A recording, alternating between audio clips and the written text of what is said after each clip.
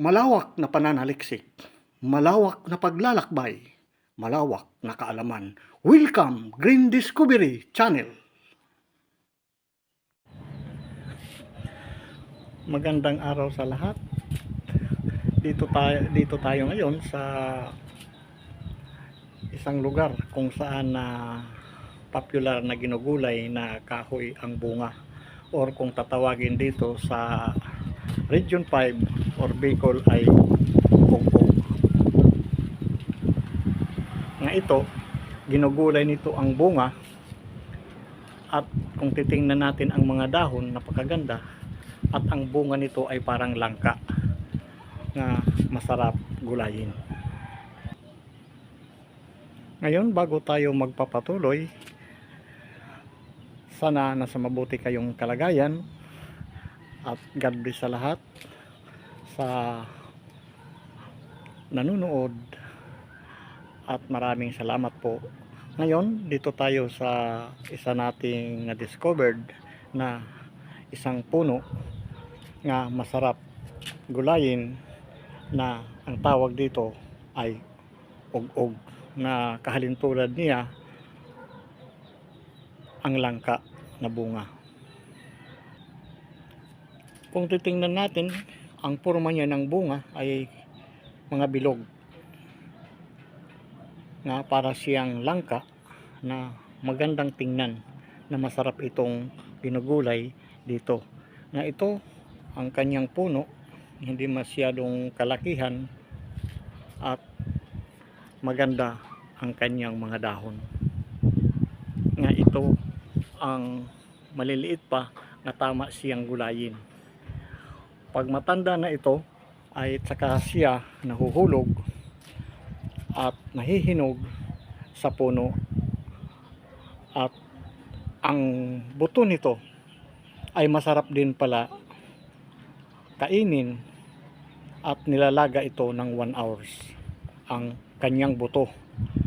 Halina at atin titingnan ang kanyang buto, kung ano ang kulay, na masarap pala ito kainin. Ngayon, dapat ito itanim sa atin karamihan sa ating paligid. Nga ito pala ay malaking tulong ito kung tayo pala ay magutom, or ako ay ang bunga lang aking gugulayin at ang buto ay aking lalagain, ay okay na sa aking pagkain sa isang araw. Na masarap pala itong ang bunga at buto ng punong kahoy na ito na ugog.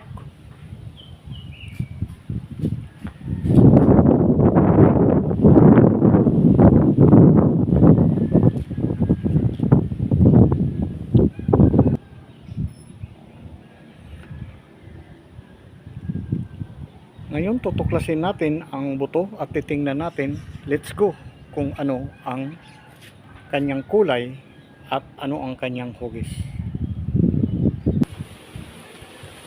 Ngayon, ito ang bunga niya, no, napul siya at hinog na hindi nagulay, at nahulog siya mula sa taas.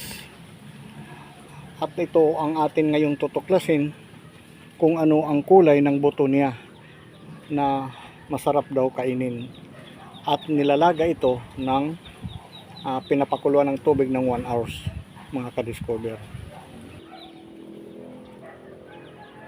At ito ang kanyang puno, malaki, at hugis siyang parang mangga ang kulay, mga ka-discover. Atin babalatan ito ngayon, kung titingnan natin kung ano ang hugis ng kanyang buto, na wow, ang bango tingnan, ang sarap.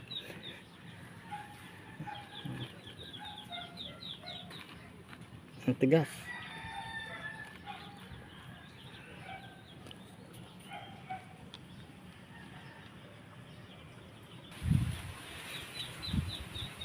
Ngayon, bubuksan na natin itong buto niya. Ito pala, at napakaganda.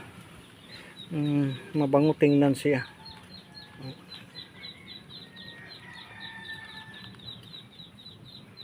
Ayun, mga ka-discover, na para na siyang may tubo. Nga ito ay nilalaga at masarap din kainin. Maliban dito sa ito ay masarap din gulayin. Nga itong bunga na ito ay walang tapon. Ang balat nito ay pwede pagkain sa kahit anong mga alaga. Na itong ug-ug na ito ay popular ito dito sa Bicol region, ang gulay na masarap kainin at gulayin. Napakabango.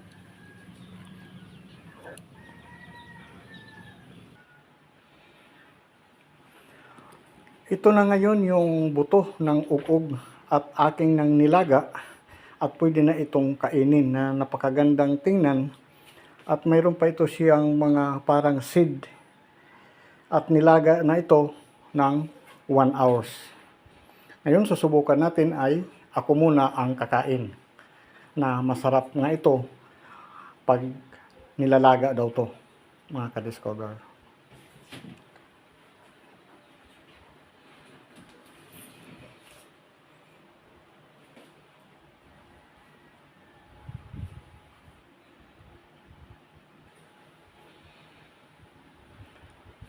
Ngayon, subukan ko itong kainin at para pala itong langka nga nilaga at kung ano ang lasa. Kakagatin ko na. Wow. Ito na. Ang laman pala nito ay parang kamote na napakabango tingnan. Ating titikman.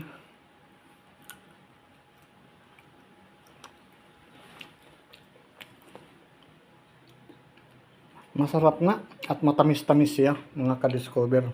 Now, itong seed na ito or buto ay hindi dapat baliwalain at pwede ito maka-survive o sa nagugutom. Kahit ako siguro ay ito lang pwede na sa akin kainin na napakagandang tingnan.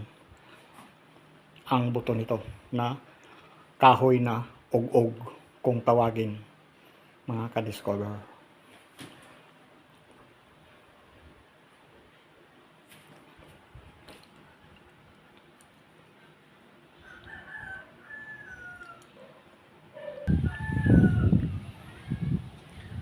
Sa atin ngayon natuklasan at na-discover na kahoy na malaki ang benepisyo at pwede ito itanim at alagaan at siya ay maraming pakinabang kung tayo'y mangangailangan ng pagkain o gulay o pati sa buto. Itong kahoy na nakakamangha ang bunga na tinatawag na ug-ug.